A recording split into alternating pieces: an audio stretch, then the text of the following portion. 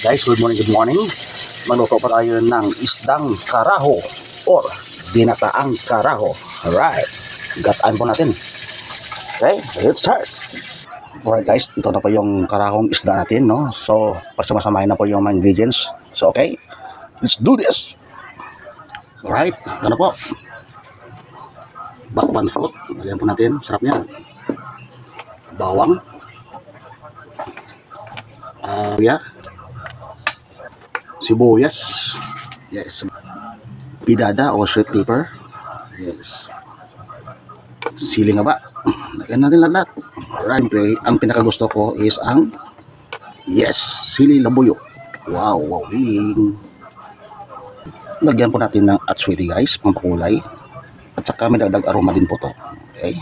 Atswiti or annatto seeds. Ilagay po natin yung pangalawang piga na gata. Kasi igawin natin ito, ipapaksyoin natin dito. Paksyo muna tayo dito. Okay? At syempre, ilagyan po natin ng cane vinegar, servers. Ayos. Of course, open fire. Alright. Hayaan na po natin kumulo at maluto. Okay? Paksyuin muna natin. Takpan lang po muna natin. Yes. Sus, nakalimutan ko. May saba ng saging pa pala to.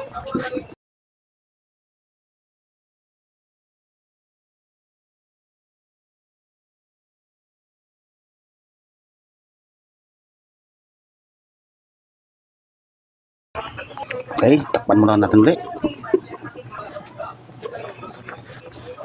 Maglagay na po tayo ng seasonings. Patis.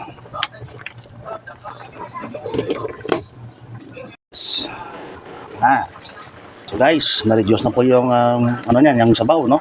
So ilagay na po natin yung unang piga ng gata or ang kakang gata. Alright. Wow guys, tingnan nyo naman. Ang sarap-sarap ito. Lagyan po natin ng oyster sauce guys para lalong luminangnam yung lasa. Alright. Okay, medyo halo-halo ng punti. Yes. Right. Hintayin lang natin na ma-reduce ng konti yung sarsa niya. Alright guys, ito na po.